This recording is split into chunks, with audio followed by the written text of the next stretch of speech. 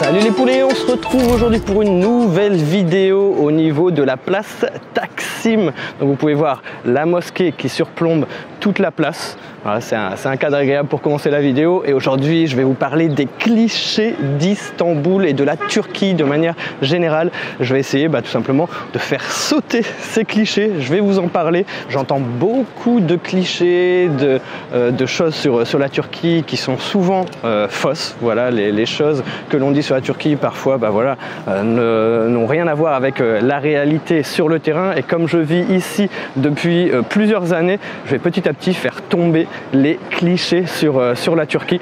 Et donc je voulais aussi vous rappeler que plus de 90% d'entre vous n'étaient même pas abonnés à ma chaîne. Donc je vous invite tout simplement à prendre quelques secondes pour vous abonner, cliquer sur le bouton s'abonner, cliquer sur la petite cloche pour recevoir des notifications à chaque fois que je publierai une nouvelle vidéo. Vous avez également tout ce qui est réseaux sociaux, voilà, n'hésitez pas, Instagram, TikTok.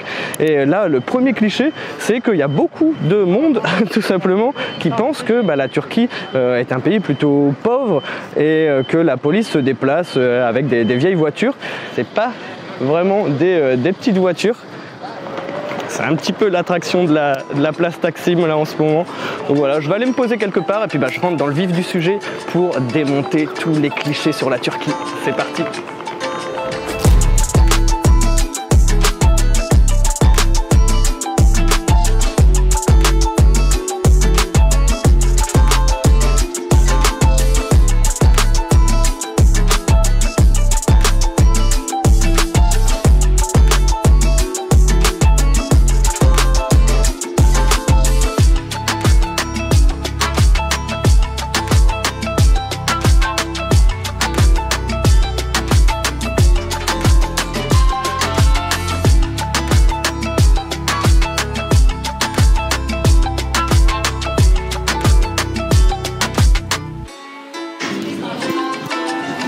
Un, deux.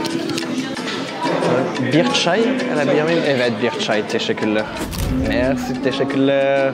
Donc ça y est, je me suis posé et on va parler des clichés comme je vous l'ai dit. Il faut savoir que la Turquie c'est un pays très développé, mais j'ai beaucoup de retours de patients. Il faut savoir que j'ai ouvert ma clinique de greffe de cheveux Clineva, j'accueille beaucoup de patients et donc des patients qui parfois n'ont jamais voyagé, ont une image de la Turquie un peu biaisée et leur première remarque quand ils viennent c'est « Mais Jérémy, l'aéroport il est immense, la ville est immense, il y a des tours partout, c'est vraiment ultra développé. » Donc ça montre vraiment qu'il y a des personnes qui n'ont jamais voyagé, qui imaginent la Turquie un peu comme un pays sous-développé tout simplement, mais ce n'est pas du tout le cas. Et aussi c'est un pays très sécurisé. Voilà, c'est un pays très safe. Vous pouvez vous balader librement dans les rues d'Istanbul sans vous faire embêter. Vous pouvez vous balader en pleine nuit sans problème. Moi j'ai ma maman qui est venue me rendre visite et qui se baladait toute seule dans les rues d'Istanbul sans être embêtée tout simplement. C'est pas parce qu'on est touriste qu'on se fait alpaguer partout dans la rue. Dans les zones touristiques, bon, un petit peu, je vais pas vous mentir, il y a beaucoup de rabatteurs, mais de manière générale, voilà, c'est très safe. Vous pouvez vous balader vraiment librement sans problème. Donc, le premier cliché sur la Turquie, c'est de croire que la Turquie est un pays sous-développé. Ensuite, on va parler d'un autre cliché, c'est celui de l'alcool ici en Turquie. Voilà, j'ai beaucoup d'amis qui me disent « Jérémy, comment tu fais en Turquie pour faire la fête ?» Voilà, je dis pas qu'il faut boire de l'alcool pour faire la fête, hein. Attention, mes amis savent que je bois de temps en temps une petite bière, un petit raki ici en Turquie. Et il y a beaucoup de personnes qui pensent que en Turquie, l'alcool n'est pas en vente libre. Non, c'est tout à fait faux. Vous pouvez aller dans des carrefours, parce que ici l'enseigne Carrefour est disponible. Vous pouvez trouver de l'alcool, tout type d'alcool, du whisky, de la tequila, de la vodka. Vous pouvez trouver des bières. Voilà, vous pouvez trouver tous les types d'alcool ici en Turquie. C'est vraiment pas un pays où l'alcool est interdit, pas du tout. Vous pouvez aussi voir un contraste. Moi, je vis spécialement à Kadıköy. Vous pouvez voir des bars qui sont un petit peu plus conservateurs, mais dans tous les quartiers d'Istanbul, vous pouvez vous procurer de l'alcool facilement. Donc là, je parlais de l'alcool, mais il y a également les kebabs. Il ne faut pas s'imaginer aussi qu'ici, en Turquie, pour manger, il n'y a que des kebabs. Non, loin de là. La nourriture ici est très très variée. Il y a beaucoup de saveurs, beaucoup d'épices. Vous pouvez vraiment trouver tout et n'importe quoi. Il y en a pour tous les goûts, que ce soit dans le salé ou dans le sucré. Si vous regardez mes vidéos, vous pouvez voir qu'à chaque fois je me régale. Vous pouvez avoir des Iskender, vous pouvez avoir des kumpir, vous pouvez avoir des Adana kebab, vous pouvez avoir des manteux. Les manteux, c'est les petites ravioles turques, des mini raviolis turcs. Vous avez vraiment un large choix de nourriture ici. Donc voilà, ne vous dites pas ah mince, je vais aller en Turquie, je vais manger des kebabs tous les jours. Non, pas du tout. Bien sûr, vous en avez beaucoup, mais il n'y a pas que ça, ne vous inquiétez pas. Moi, je trouve aussi que tout ce qui est fruits et légumes ici, à Istanbul, c'est beaucoup plus goûtu. Il y a beaucoup plus de goût dans les légumes ici par rapport à la France.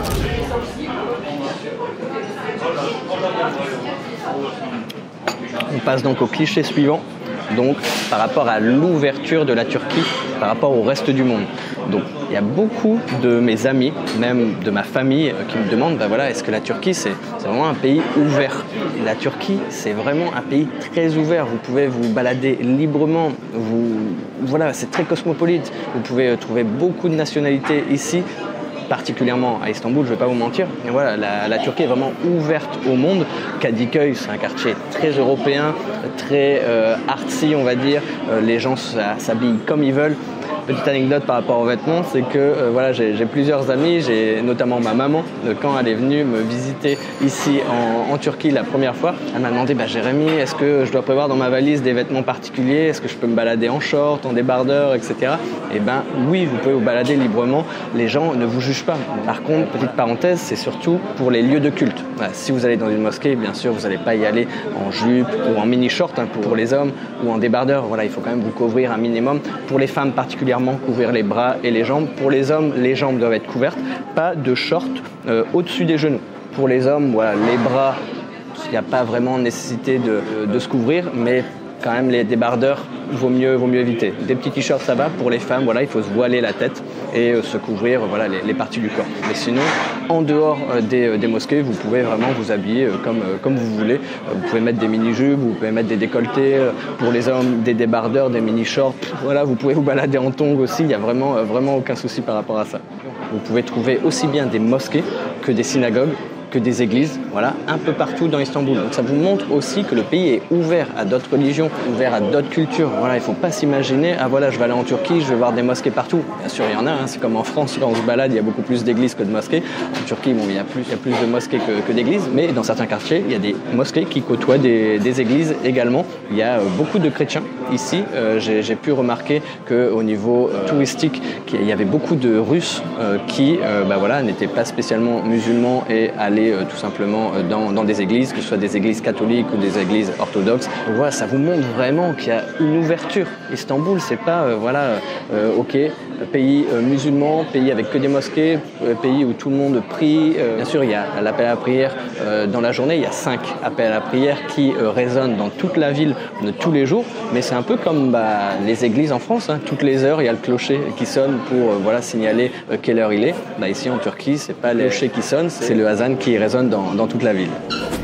On va parler maintenant de la conduite à Istanbul. Voilà, j'ai beaucoup de personnes qui me disent « Ah oui, mais Istanbul, c'est plein d'embouteillages, les gens roulent pas très bien et tout ça. » Bah oui, c'est un peu vrai, je vais pas vous mentir, là j'ai pas trop d'arguments contre ce cliché, mais voilà, il faut quand même savoir que les gens roulent peut-être vite, mais ils respectent quand même le code de la route à un minimum. Voilà, on va dire, c'est comme en France, c'est juste qu'ici, ils se débrouillent, ils se créent un peu leur propre route, mais ils font quand même très attention. Comme ça part un peu dans tous les sens, on ne sait pas d'où les voitures vont sortir, les chauffeurs sont beaucoup plus vigilants. Donc, il n'y a pas énormément d'accidents. Tout le monde me dit « Ah oui, mais il y a tellement de trafic, il doit y avoir plein d'accidents. » Bien sûr, il y a des accidents comme partout, mais les gens sont quand même plus vigilants, je trouve, qu'en France. En France, on a souvent tendance à rouler avec son téléphone, etc. Voilà, ici, un peu moins.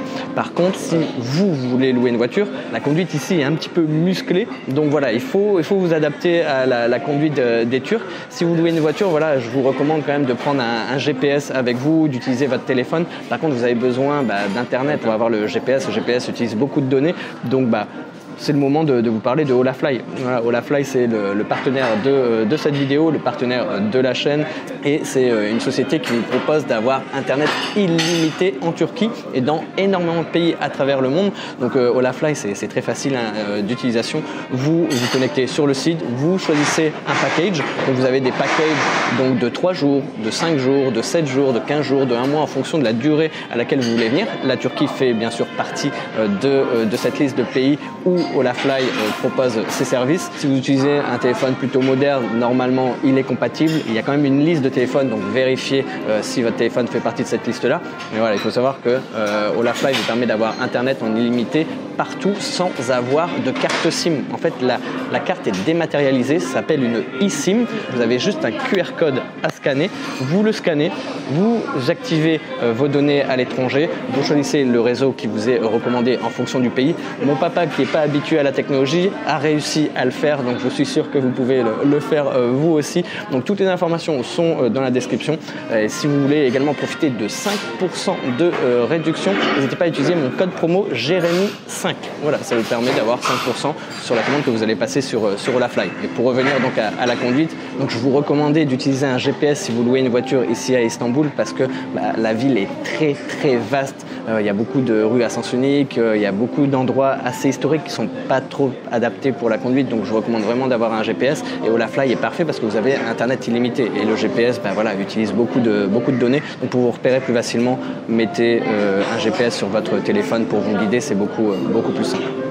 Maintenant, on va s'attaquer au dernier cliché de la vidéo, c'est par rapport au prix, voilà, au coût de la vie ici en Turquie. Il y a beaucoup de personnes qui me disent « Ah bah Jérémy, la Turquie ça doit être vraiment pas cher, tu peux t'acheter vraiment tout ce que tu veux » et j'ai envie de dire que non, c'est plus très vrai. Il y a une dizaine d'années, oui, en fait, tout ce qui était vêtements, supermarché, les courses au supermarché, etc., c'était à peu près 2 fois moins cher qu'en France, c'était moitié prix. Par contre, ici, maintenant, avec l'inflation, avec l'économie ici actuelle en Turquie, les prix se rapprochent progressivement des prix français. Donc n'imaginez pas que vous pouvez passer une semaine en Turquie avec 50 €. C'est complètement faux. Vous dépensez un petit peu moins qu'en France, mais les prix sont quand même assez proches. Donc je préférais le préciser parce que j'ai beaucoup d'abonnés qui me disaient dans les commentaires « Ah voilà, la Turquie, est-ce que c'est vraiment pas cher? Est-ce qu'on peut vivre un mois avec 100 €, 200 €, ben non, c'est complètement faux. En plus, j'en parle dans une ancienne vidéo par rapport au coût de la vie en Turquie. Pour bien vivre ici, à Istanbul particulièrement, il vous faut 1200 € en moyenne. 1200, voire 1500 si vous voulez vivre confortablement. Ne vous imaginez pas que la Turquie est un pays pas cher. Il faut quand même dépenser un peu plus qu'il y a quelques années, mais ça reste quand même très abordable. Voilà. Après, ça dépend aussi où vous vous déplacez. À Istanbul, c'est un petit peu plus cher. Si vous êtes dans la partie asiatique d'Istanbul, les prix sont un petit peu moins chers. Donc voilà, si vous voulez économiser, vous pouvez vous rendre dans la partie asiatique. Et après, si vous allez en dehors d'Istanbul, vous allez payer beaucoup moins cher. C'est un peu comme en France avec Paris. Paris, souvent les prix sont gonflés. Dès que vous allez en province, dès que vous allez dans des villes en dehors de Paris, vous avez tendance à dépenser beaucoup moins d'argent. Donc voilà un petit peu pour les clichés sur la Turquie. J'espère que ça vous a permis d'avoir une meilleure idée de la vie, du quotidien ici en Turquie. Si vous avez aimé la vidéo, n'hésitez pas à laisser un pouce gris en l'air, à vous abonner si ce n'est pas déjà fait. Voilà, vous avez le bouton juste en bas de la vidéo. Vous avez aussi la petite cloche, n'hésitez pas à cliquer dessus, ça vous permet en fait de recevoir des notifications à chaque fois que je publie une nouvelle vidéo sur YouTube. Donc voilà, vous avez une petite notification qui s'affiche et comme ça vous savez que j'ai publié une nouvelle vidéo. Vous avez également tout ce qui est Instagram, TikTok. Sur Instagram, je publie du contenu complètement différent de ce que vous pouvez trouver sur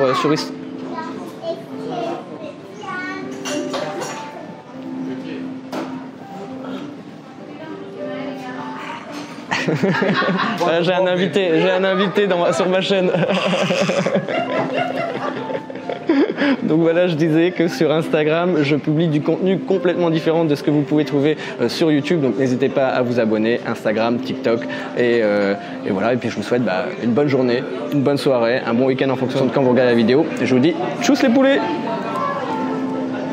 Ok, on a la petite transition sympa quoi. Fini, fin de tournage, ok, on coupe les caméras, je finis monter.